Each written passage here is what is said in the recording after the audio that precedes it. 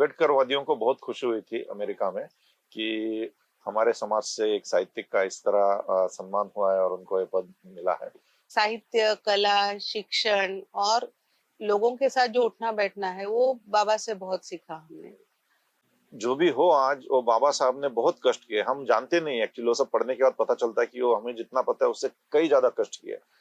अपने इंडियन जो कल्चर है, इंडियन कल्चर बोले तो बुद्धिस्ट अम्बेडकराइट कल्चर, उसके साथ कनेक्टेड रहने के लिए हमको काम करना चाहिए। नहीं तो बहुत आसान है अमेरिका के मेल्टिंग पॉट में घुल जाना ये सब चीज़ें। जब हम गाँव से आते थे तो कुछ लोगों को ले आते थे साथ में कि वो मुंबई में बस के वहाँ पे कुछ रोज़गार उनका हो जाए और यहाँ पे सेटल हो जाए। जैसे कोलंबिया है, न्यू स्कूल है, ये यहाँ के जो प्रेस्टिजियस कॉलेजेस है, वहाँ पे कॉन्फ्रेंसेस होती है। वहाँ हम लोग उसमें पार्टिसिपेट करते हैं, ऑर्गेनाइज करते हैं। पूरे अमेरिका के अम्बेडकराइट्स ने हर कोई कोने से आया था। 200 लोग यूएन के सामने हम गए थे और हमने फर्स्ट टाइम दलित मोर्चा यूएन के सामने निकला था।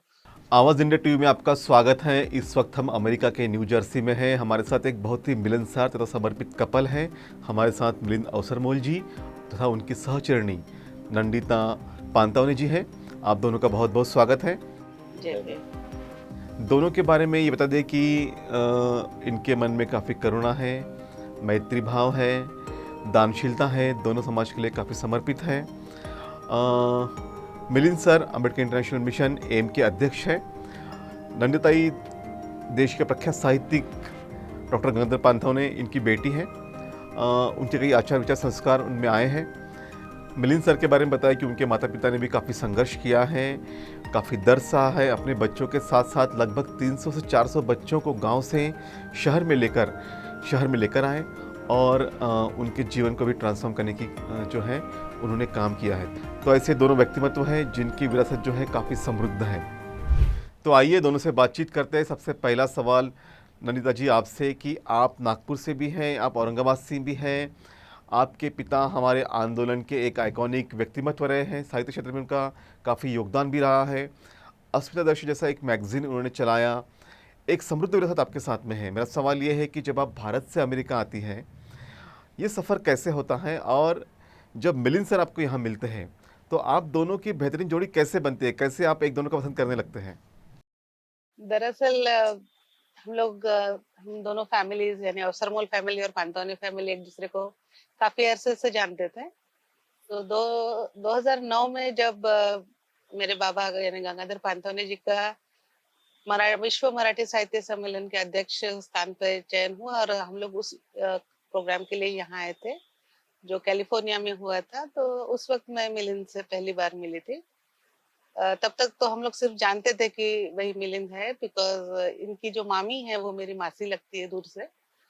तो तब उनसे मुलाकात हुई। फिर करीब 4-5 साल बाद हम लोगों ने ऐसा सोचा कि हम शादी करेंगे कि एक साथ जीवन 4-5 साल तक आप एक्सपेक्ट से हाँ, बस मैत्रीपूर्ण संबंध थे। बातचीत होती थी कभी। इनफैक्ट उनकी माता जी यानी मेरी जो सासू माँ है उनसे मेरी ज्यादा घनिष्ठता थी, क्योंकि वो काफी बार हमारे यहाँ आ चुकी थी। तो फिर वो इवेंचुअली हमारी फ्रेंडशिप जो थी वो थोड़ी सोचा हम लोगों ने कि हम जीवन साथ बिता सकते हैं, कंस्ट्रक्टिवली कुछ कर सकते हैं दोनों मिलके। तो फिर हम लोगों ने शादी की एंड उसके बाद मैं यहाँ शिफ्ट हो गई। मिलिंद से आपसे जानना चाहूँगा कि क्या आपने पहले ही नज़र में इनको पसंद कर लिया था? कैसे आपको इनसे प्यार हो गया? दरअसल बात है कि जब ये पहली बार यहाँ आई थी अपने पिताजी के साथ और छोटी बहन के साथ, तो उस वक्त डॉक्टर गंगाधर पांतावने यहाँ के अध्यक्ष का मराठी साहित्य सम्मेलन के अध्यक्ष चयन हुआ था। तो हमें अम्बेडकरवादियों को बहुत खुशी हुई थी अमेरिका में कि हमारे समाज से एक साहित्यिक का इस तरह सम्मान हुआ है और उनको ये पद मिला है। तो हम तभी इनको ढूंढ रहे थे कि इनका सत्कार किया जाए अमेरिका में। और ये तभी मतलब एक जगह नहीं मिलते थे इनका, कोई इंडिया का सेल फोन का जमाना था नहीं तभी। तो जाने के 2 दिन पहले या शायद लास्ट दिन को इनसे मुलाकात हुई। फिर जल्दबाजी में उनको घर पे बुला के फिर हम सब अम्बेडकराइट से मिलके उनका सत्कार किए। मेरे माता पिता भी तभी यहीं थे। तो उस भागदौड़ में मुझे अभी याद नहीं कि it was love at first sight और नॉट, बट इतना इतना जरूर याद है कि मैं और मेरे पिताजी काफी भागदौड़ कर रहे थे कि इनका ठीक से तरह से स्वागत हो जाए। लेकिन एक क्षण मुझे याद है कि उस दिन इन्होंने ही उस दिन खाना बनाया था घर पे वैसे, क्योंकि मेरी मम्मी ने इनके हाथ में सौंप दिया सब कुछ, और वो पांतावने जी से जो मुलाकात बातें हो रही थी तो उसी में शामिल हो गए मम्मी। तो इन्होंने वो सब संभाला, और तभी कहाँ क्या चीज है ये है, तो मैंने एक दो चीजें इनको मतलब कांदे नोते वगैरह, तो मुझे वो क्षण याद है, तो शायद वो लव एट फर्स्ट साइट के करीब आ जाता है। अच्छा, तो लव एट फर्स्ट साइट होने के बाद शादी के लिए कैसे मनाया? दोनों ने शादी कैसे की फिर? हम लोगों की 2012 में शादी हुई। फिर शादी के बाद मैं तब तक बिफोर माय मैरिज मैं जॉब में थी, टीचिंग प्रोफेशन में। I was assistant professor in government college and I was also pursuing my PhD. तो पीएचडी का काम चल रहा था मेरा, तो हम लोग, मैं इमीडिएटली नहीं आ पाई इनके साथ। शुरू में कुछ 1-2 महीने के लिए आई, फिर देन उसके बाद जब मेरा प्रोसेस सब कंप्लीट किया, फिर मैंने रिजाइन किया है और फिर मैं यहाँ सेटल हो गई हूँ इनके साथ। मिलिंद जी, आपकी शादी हुई, आप दोनों साथ रहने लगे, लेकिन आपका जो सोशल कमिटमेंट था वो यहाँ पे काफ़ी अरसे से रहा है। आपकी फैमिली का क्या इंस्पिरेशन रहा है? ये काफी सारे चीजें, लेकिन ये घर में जो बाढ़ कड़ू बोलते हैं, मतलब जो घर के जो वातावरण में तुम बड़े होते हो बचपन में, तो उसी से मिलता है। मेरे ग्रैंडफादर जो थे वो अंबेडकर से बहुत ही प्रेरित थे, बाबा साहब से प्रेरित ही नहीं थे, वो उनके भगवान ही थे। तो बचपन से जब से मैं उनकी गोद में बैठा हूँ, कुछ समझ में आता है, तब से उन्होंने बाबा साहब की कहानियां सुनाई। मैं उनकी सभा में गया था बाबा साहब की, तो ऐसे हुआ। तो वो तो एक बात हुई उसकी। फिर मेरे पिताजी जो है वो देहात में, बहुत ही रिमोट विलेज है महाराष्ट्र में, बुल्ढाना जिला, मेकर तालुका, कलाना बोल के, बहुत ही रिमोट है, आज भी काफी रिमोट है, तो वहां से आते हैं। तो मेरे माँ और पिताजी दोनों ने एक बात का ख्याल रखा कि हम 4 भाई बहन थे, हर वेकेशन में हमको गांव ले जाते थे, 2 महीना वहां रहते थे हम। तो जैसे अपना समाज रहता है एक रूरल रिमोट एरिया में, उनकी क्या क्या तकलीफ है, परेशानी है, वो हमने सिर्फ देखी नहीं, पढ़ी नहीं, सुनी नहीं, हमने एक्सपीरियंस की हो। तो उन चीजों से भी हम काफी बचपन से प्रभावित हुए, और एक सच्चाई जो है समाज की वो सामने है। इसके बावजूद जो बात है कि मुंबई के झुपड़पट्टी से भी काफी संबंध है, काफी रिलेटिव्स थे वहां पे, तो वहां से भी एक बहुत नजदीक दर्शन हुआ इस सच्चाई का कि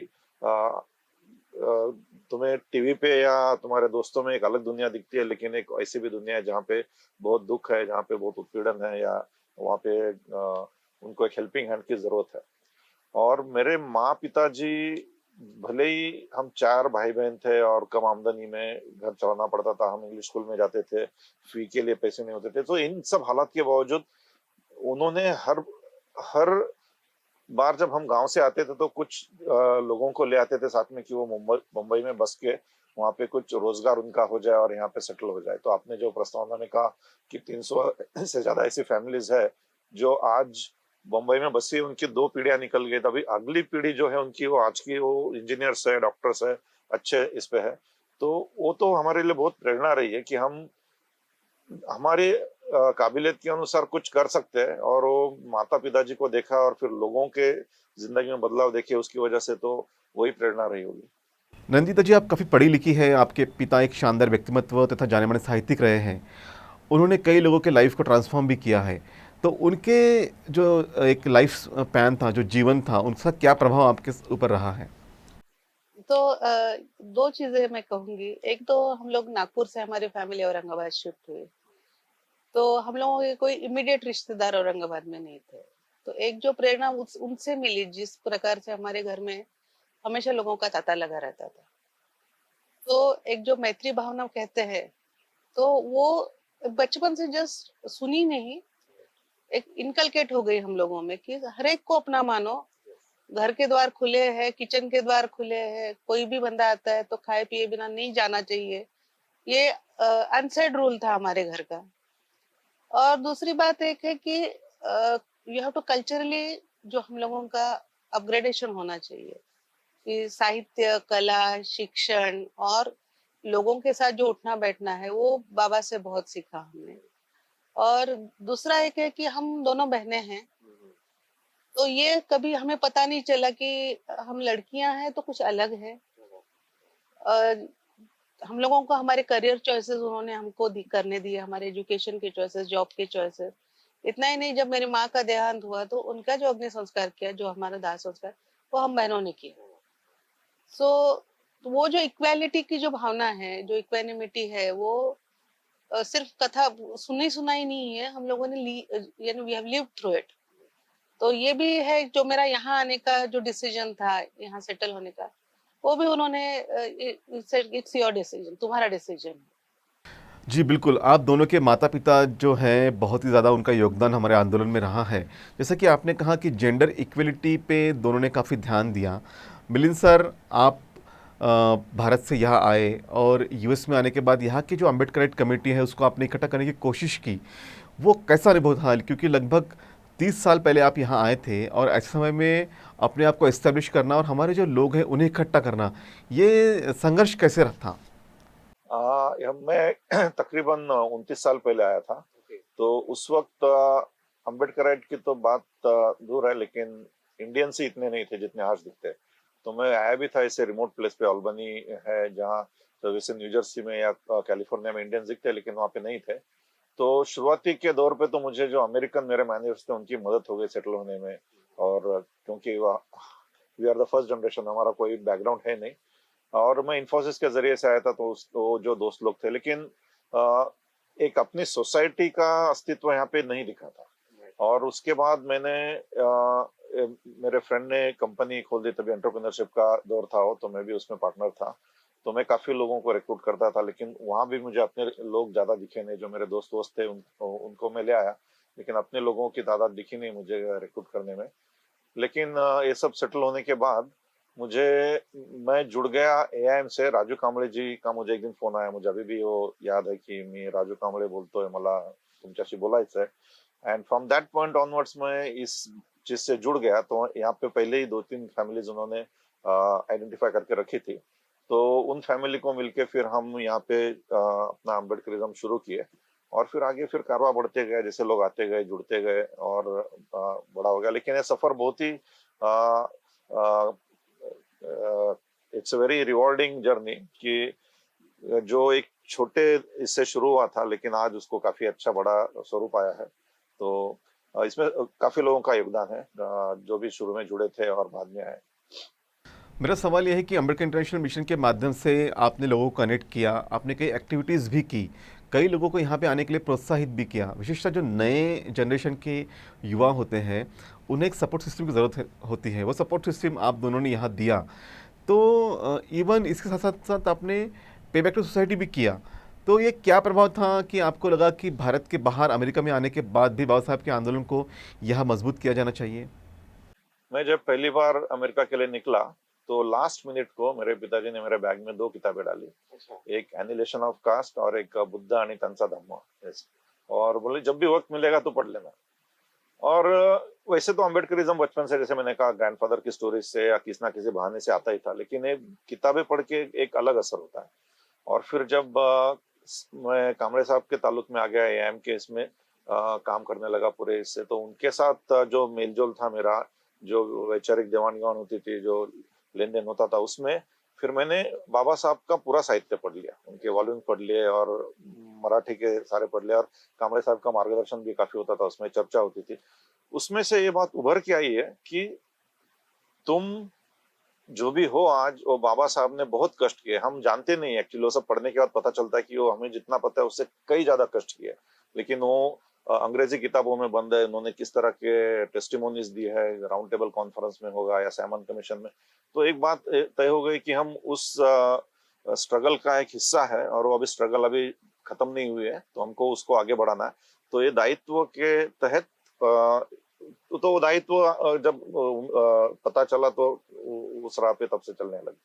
ताई, आप भी एम के आंदोलन का, इस फैमिली का एक महत्वपूर्ण हिस्सा रही है, और जहाँ तक मैं जानता हूँ आपने यहाँ पे आने के बाद में जॉब नहीं की, आपने अपने आप को समर्पित किया इस आंदोलन के लिए। इसके अलावा जो है आपने पे बैक टू सोसाइटी भी काफ़ी की, और केवल यहाँ पर नहीं तो जो भारत में जो हमारे वतन के जो हमारे लोग हैं जो अनप्रिविलेज्ड है, उनको प्रमोट करने के लिए, उनके जीवन में बदलाव लाने के लिए भी आपने कई प्रोग्राम्स चलाए। उसके बारे में बताइए। मेरे हिसाब से एएम से जुड़ने के बाद एक दो स्तरों पे काम है। एक तो यहाँ पे भी अपनी कम्युनिटी बढ़ रही है, लोग बढ़ रहे हैं, तो छोटे बच्चे भी आ रहे हैं, आगे वाली पीढ़ी भी यहाँ पे जन्म ले रही है, तो उनको अपने इंडियन जो कल्चर है, इंडियन कल्चर बोले तो बुद्धिस्ट अम्बेडकराइट कल्चर, उसके साथ कनेक्टेड रहने के लिए हमको काम करना चाहिए। नहीं तो बहुत आसान है अमेरिका के मेल्टिंग पॉट में घुल जाना ये सब चीजें। तो एक उसके लिए जो जो कुछ भी प्रयास करना है, उस प्रयास में जो बन पड़े, जैसे बुद्धिस्ट विहार से कनेक्शंस है, अपने कोई इवेंट्स ऑर्गेनाइज करना है, एक फैमिली सेटिंग देना है। यहाँ हम लोग, हमारी कम्युनिटी से जितने भी लोग आते हैं, वो पहले है उनकी फैमिली में से जो कोई आया है, तो उनका कोई रिश्तेदार नहीं है यहाँ पे। तो एक प्लेटफॉर्म बने जहाँ पे लोगों को लगे कि भाई अपना कोई है। ये एक लेवल है। और दूसरा लेवल है पे बैक टू सोसाइटी के अंतर्गत जो हम लोग इंडिया में कर सकते हैं।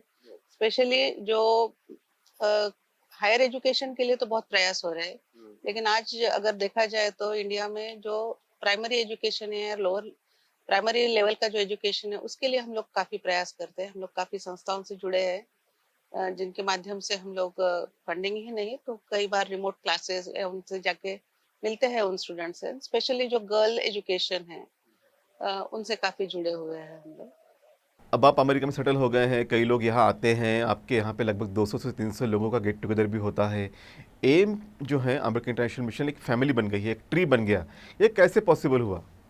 ये उसी जैसे इन्होंने कहा कि जो अपने लोग यहाँ आते हैं तो ये फर्स्ट जनरेशन है, उनका कोई होता नहीं है।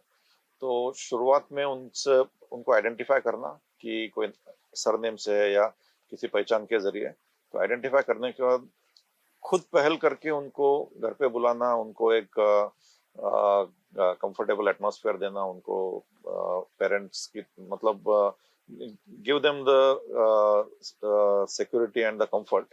तो वो करने से लोग जुड़ जाते हैं and that is also required.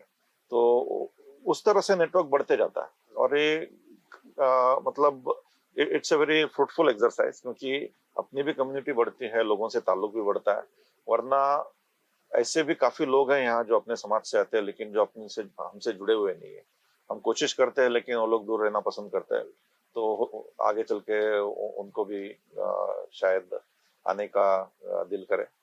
भाई एक सवाल आपसे है कि इतना बड़ा संगठन अब येम बन गया है, कई देशों में भी इसकी शाखाएं हैं। आपने अमेरिका में भी अम्बेडकरवाद का प्रचार प्रसार किया, कई विश्वविद्यालयों में आपने सेमिनार्स किए। तो क्या लगता है कि क्या बदलाव आया है आपके एक्टिविज्म से? और सबसे इम्पोर्टेंट बात कि आपने सबसे पहला दलित फिल्म फेस्टिवल यूएस में किया था, उसका अनुभव कैसे रहा? दो तीन चीजें हैं यहाँ पे। हम लोग, पहली बात तो है कि बाबा साहब का जो विचार है वो यूनिवर्सल है। तो वो सिर्फ हमारे साथ सीमित ना रह के वो सब सब दिशा में जाए। तो हम लोग एकेडमिया में, यानी यहाँ के जो कॉलेजेस है, वहाँ पे एआईएम के माध्यम से हम लोग बुक्स का तो डिस्ट्रीब्यूशन करते हैं, स्पीचेस एंड राइटिंग का। लेकिन जो कॉन्फ्रेंसेस यहाँ हम लोग आयोजित करते हैं, जैसे कोलंबिया है, न्यू स्कूल है, ये यहाँ के जो प्रेस्टिजियस कॉलेजेस है, जिसके हर कोई आइडेंटिफाई करता है अम्बेडकराइट मूवमेंट के साथ, वहाँ पे कॉन्फ्रेंसेस होती है। वहाँ हम लोग उसमें पार्टिसिपेट करते हैं, ऑर्गेनाइज करते हैं। तो उसमें जहाँ अमेरिकन या फिर इंटरनेशनल स्टूडेंट्स पार्टिसिपेट होते हैं, तो वो ये सब विचार सुनते हैं, उन्हें पता चलता है कि ये यूनिवर्सलिटी क्या है बाबा साहब की। और वो अपने अपने अपने देश में या फिर अपने अपने ग्रुप्स में जब ये लेके जाते हैं, तो उससे काफी फर्क पड़ता है। जैसे हम लोगों ने एक दलित इंटरनेशनल फिल्म फेस्टिवल भी किया था, तो उसको जिस तरह से रिसीव किया गया, और जब उन, यानी वो लोग देख पाए कि ये जो पीड़ा है ये यूनिवर्सल है, और खास करके जब हमारी लेंस में से दलितों की पीड़ा आती है तो उसको अलग अलग तरह से पेश होती है। वो ग्लैमराइज नहीं होती है, वो सत्यवादी होती है। तो उस प्रकार से जब रिसीव हुआ तो बहुत अवेयरनेस फैला है यहाँ पे। और आगे जाके मैं कहूंगी कि Milind can also add to this, कि जो अभी कास्ट डिस्क्रिमिनेशन लॉ का जो मूवमेंट यहाँ पे चल रही है, एक अवेयरनेस बढ़ गया है। नहीं तो थोड़ा ऐसा मेरा मेरा ये है, राय है कि एक इंडियन कल्चर को एक जो मेन स्ट्रीम जो कल्चर बताया जाता है, जो फिल्मी स्टाइल का होता है, वो अप्रिशिएटेड है। या फिर अमेरिकन को वैसा लगता है कि it's all about Diwali, Holi, yoga. तो उनको ये मालूम नहीं कि उसके पीछे भाई परतें इतनी हैं और इतनी सच्चाई कुछ अलग है। तो वो अवेयरनेस बढ़ रहा है अभी। जी, बिल्कुल, आपने यहाँ पे एक अपना कल्चर डेवलप करने की कोशिश की है। आपने दलित फ़िल्म फेस्टिवल का आयोजन किया, पा रंजीत यहाँ आए, नागराज मंजुले यहाँ पे पहुँचे। इसका काफ़ी इम्पैक्ट भी हुआ भारत में भी, जो फिर इसके बाद जो फ़िल्म बनने लगी, उसमें सोशल इश्यूज़ को काफ़ी एड्रेस किया गया। मिलिंद जी, आपने संयुक्त राष्ट्र के साथ मिलकर काम किया है। डॉक्टर बाबा साहब अम्बेडकर के कोलंबिया में आने के 100 साल पूरे होने के संदर्भ में एक बड़ा आयोजन भी हुआ। इसके बारे में ज़रा बताइए। बिल्कुल, बिल्कुल। तो कोलंबिया विद्यापीठ के बारे में सबसे पहले कहूँगा, 100 साल जब उनके पूरे हुए थे आगमन के, तो वो काफ़ी बड़े मात्रा में प्रोग्राम हुआ था। तकरीबन 150 लोग आए थे भारत से और देशों से। 2 दिन का कार्यक्रम था एंड वो तो सेलिब्रेट करना था कि हमारा बाबा साहब का अमेरिका में आगमन वाज द स्टार्टिंग पॉइंट, जहाँ पे बाबा साहब ने खुली आज़ाद सोसाइटी को देखा और उनको तब अपने संघर्ष का उन्होंने फाउंडेशन रखा। तो बहुत ही इम्पोर्टेंट इवेंट था। 3 दिन का इवेंट था। 150 लोग बाहर से आए थे और अमेरिका में बाकी सब राज्यों से लोग आए थे। उसके बाद यूएन के साथ हमारा रिश्ता शुरू तो हुआ प्रोटेस्ट के जरिए से, जब जावखेड़ा में उत्पीड़न हुआ था।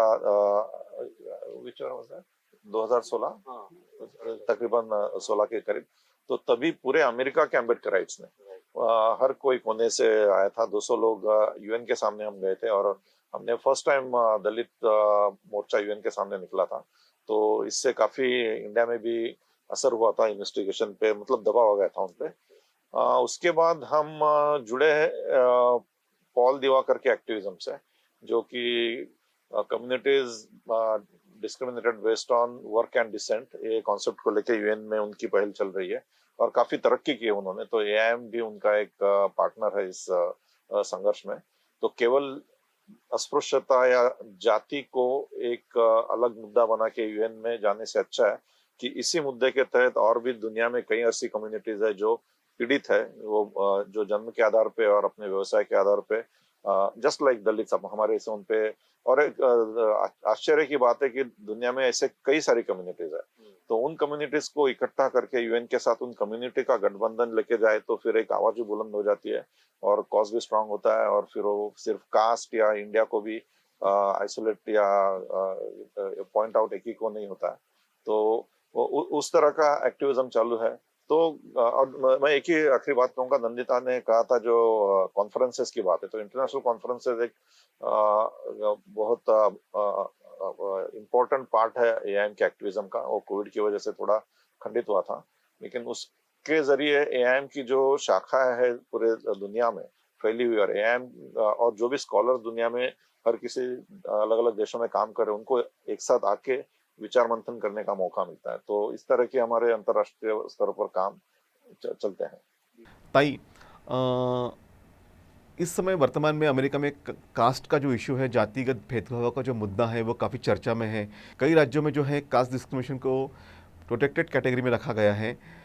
एक बहुत बेहद अहम सवाल आपसे है कि अमेरिका में आने के बाद भी जाति क्यों नहीं जाती? बाबा साहब ने कहा था कि भारतीय जहां भी जाएगा अपने साथ जात लेके जाएगा। ये मानसिकता है, ये भारतीय मानसिकता है। एक प्रिविलेज है जाति के साथ जो अटैच होता है, तो इजीली कोई भी अपना प्रिविलेज छोड़ने को तैयार नहीं होता है। बाहर से भले ही कितना भी बोले कि हम मानते नहीं है, एक इनहेरेंट बायस होता है। और जहाँ इंडियंस की तादाद बढ़ रही है हर देश में, उसके साथ हमारी कम्युनिटी से आ रहे लोगों की भी तादाद बढ़ रही है। तो डिस्क्रिमिनेशन की पॉसिबिलिटीज हमेशा ही रहती है और होते भी है। कई बार सटल वेज में होते हैं, कोई बाहर से एकदम धड़ से कोई तो आपको कुछ बोलेगा नहीं, लेकिन एक बारीक तरीके से आपके साथ डिस्क्रिमिनेशन होता है। तो हर जगह पे वो प्रोटेक्शन चाहिए और ये देश डिग्निटी, लिबर्टी, फ्रेटर्निटी को अपहोल्ड करता है। तो इस देश में अगर कुछ ऐसा होता है तो उसके खिलाफ हम लोगों को आवाज उठानी चाहिए, हम लोगों को न्याय मिलना चाहिए। इसलिए कास्ट डिस्क्रिमिनेशन का लॉ यहाँ होना भी बहुत जरूरी है। मिलिंद जी, कई विश्वविद्यालयों में कास्ट डिस्क्रिमिनेशन बैन हो चुका है अमेरिका के, और अब हम यहाँ न्यू जर्सी में है, यहाँ भी चर्चा है कि यहाँ भी जो है कास्ट डिस्क्रिमिनेशन के ऊपर लॉ लाने की उम्मीद है। आपको क्या लगता है? जैसे नंदिता ने कहा कि जहाँ इंडियन जाएंगे वहाँ कास्ट का इशू आएगा, तो अब इंडियंस की संख्या इस क्रिटिकल पॉइंट पे आ गई है कि उनकी अपनी कम्युनिटी यहाँ पे सेट होती है। तो अभी कास्ट उभर रही है, कास्ट का जो अगली फेस है, क्योंकि अपने भी लोग यहाँ आते हैं। कास्ट का प्रमाण मैं यही दूंगा कि अपने लोग जो है वो आज भी बाबा साहेब बुद्ध का फोटो अपने घर पे नहीं रख सकते या दफ्तर में नहीं रख सकते। अगर तुम्हें वो आजादी नहीं है तो यहाँ इसका मतलब ये कास्ट डिस्क्रिमिनेशन है। बस तुम अपनी आइडेंटिटी छुपा रहे हो, इसका मतलब कि कास्ट डिस्क्रिमिनेशन है। इससे ज्यादा ये सिंपल सा प्रमाण है। तो तुम एक अलग देश में हो, तुम एक जहाँ पे वो लोग भी माइनॉरिटीज है, आप भी माइनॉरिटी हो, फिर भी आपको आजादी नहीं है। रहा सवाल प्रोटेक्शन से क्या होगा, तो यही होगा कि हम आजादी से जय भीम बोल पाएंगे। हम बाबा साहेब बुद्ध को जो हमारे जिसमें हमारी आस्था है उनको हम ऑफिस में रख पाएंगे, घर पे रख पाएंगे। अगर किसी ने उसकी वजह से हमसे भेदभाव किया या किसी भेदभाव का, तो उन पे कार्रवाई हो सकती है। अब हम अंतिम पड़ाव में हैं। अब मैं आप दोनों से जानना चाहूँगा, क्योंकि बाबा साहब डॉक्टर अम्बेडकर ने हमें बौद्ध धर्म की दीक्षा दी थी और हमें एक नई राह दिखलाई थी जो जीवन जीने की कला है, क्योंकि बौद्ध बुद्धिज़्म ये कोई धर्म नहीं है, धम्म है और सबके लिए है।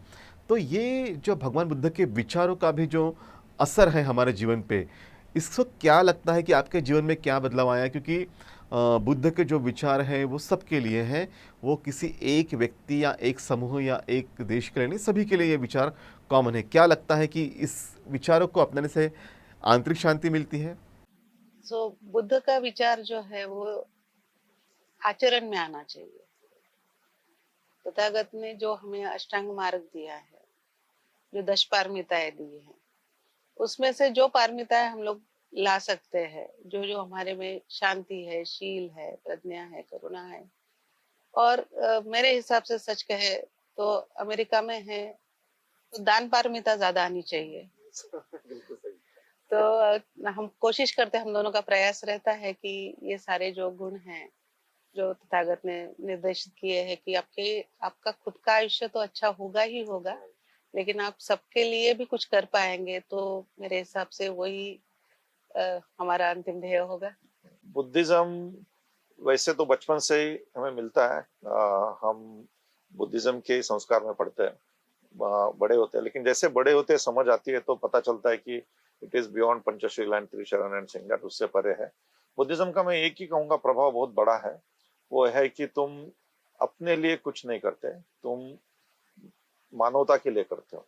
जब मानवता सुखी है तो तुम खुशहाल हो, तुम मानवता दुखी है तो तुम्हारे पास भले ही कितने पैसे हो तो तुम दुखी रहोगे। तो जब तुम्हारा फोकस अपने आप से हटके कम्युनिटी पे जाता है, किसी एक कम्युनिटी ने, एक मानवता पूरी, तो वो नजरिए से जब तुम अपने कर्म करते हो या आचरण करते हो तो उससे तुम्हें भी बहुत आनंद और सुख मिलता है, और तुम ज्यादा लोगों में आनंद करने की उम्मीद भी रख सकते हो। मिलिंद जी, एक बहुत ही इम्पोर्टेंट सवाल मुझे आपसे जानना है, क्योंकि हमने तो कई सारे मुद्दों पे चर्चा की। जातिगत भेदभाव पे चर्चा हुई, आपके अमेरिका आने के बाद यहाँ का जो एक एटमॉस्फेयर है उस पर चर्चा हुई, अम्बेडकरेट फैमिलीज़ पे चर्चा हुई। एक इम्पोर्टेंट सवाल है कि मैंने जो देखा है कि अमेरिका में काफ़ी विविधता है। मैं हार्वर्ड में गया, मैं कोलंबिया में मैं गया, मैंने देखा कि कोलंबिया में या दोनों विश्वविद्यालय में 100 से अधिक देशों के बच्चे यहाँ पढ़ते हैं। यहाँ कुछ लोग ऐसे भी देखे हमने कि कई देशों के जो लोग हैं यहाँ पे आके जॉब करते हैं, यहाँ पे बस जाते हैं, सेटल हो जाते हैं, लेकिन इसके बावजूद भी उनके खिलाफ कोई डिस्क्रिमिनेशन नहीं होता है, काफ़ी खुशहाल होते हैं। यहाँ का जो कल्चर है उन्हें एक्सेप्ट करता है।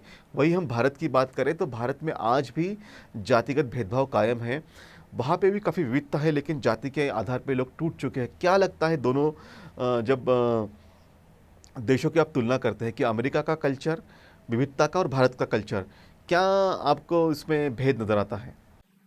तो ये बहुत अच्छा सवाल है, ये बहुत ही अहम सवाल है कि हमारे यहाँ हमने ऐसे कुछ लाइंस डिवाइड की है, कास्ट की है, रीजन्स की, लैंग्वेज की, रिलीजन की, कि हम दूसरे के साथ एंटीपैथी में रहते हैं, हमेशा एक द्वेष भावना में रहता है कि कौन इससे अच्छा है। इस देश का संस्कार इस तरह है कि बाहर के देशों से लोग आए हैं, तो उन्होंने यहाँ आने के बाद आपस में मिलजुल के रहने को सीखा है। कोई किसी से बड़ा नहीं है, छोटा नहीं है, यहाँ का कोई मूल संस्कृति ऐसा नहीं है। चाहते तो करना चाहते तो वो भी कर सकते थे कि अंग्रेज बोलने वाले ही अच्छे है, ऐसा, लेकिन वो एक इंसानियत के तौर पे उन्होंने इंक्लूसिविटी और डाइवर्सिटी को जितना, और वो एक कॉन्शियस एफर्ट है, वो अपने आप नहीं आता, उन्होंने इस बात को मान लिया कि मानवता के लिए जरूरी है, तो उसमें उनकी इन्वेस्टमेंट है। मिशन का तो ब्रीद मतलब ध्येय ये है कि पे बैक टू सोसाइटी। अभी पे बैक टू सोसाइटी शुरू में तो यहाँ की सोसाइटी बिल्ड करने में था, तो अभी उसको काफी चालना मिल चुकी है। एक इंडिया में जो अपनी सोसाइटी है जिसको आज हेल्प की जरूरत है, तो वो तो काम जारी है, वो करते रहेंगे। अभी फिलहाल इंटरनेशनल लेवल पे एक ऐसा प्लेटफॉर्म बनाना है जहाँ पे एआईएम यूएसए ही नहीं but AIM in all countries मिलके एक प्लेटफॉर्म पे आ जाए। जब कहीं उत्पीड़न होता है, कहीं किसी भी चीज के लिए अगर हमको एक बुलंद आवाज चाहिए, तो ये सारे 25-30 देशों से एआईएम के लोग एक साथ जुड़, तो वो प्रक्रिया जारी है, अभी वो संगठन बनना जारी है।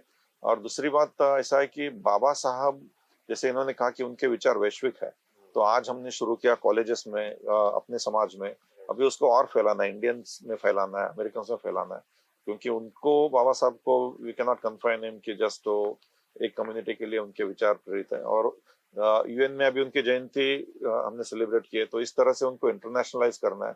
इस साल जयंती में हमने 50 देशों में एक किया था ज़ूमोथॉन, तो इस तरह की पहल है कि बाबा साहब को इंटरनेशनलाइज किया जाए, ताकि एक जो अच्छी चीजें दुनिया के हर कोने में पहुंच जाए। Yes, thank you. एक बहुत ही बेहद और अहम सवाल ताई आपसे, क्योंकि अब हम अंतिम संदेश आपसे लेना चाहेंगे कि आप लोगों ने, एम ने और कई संगठनों ने doctor Ambedkar and artificial intelligence, इस पर एक सेमिनार रखा था संयुक्त राष्ट्र में।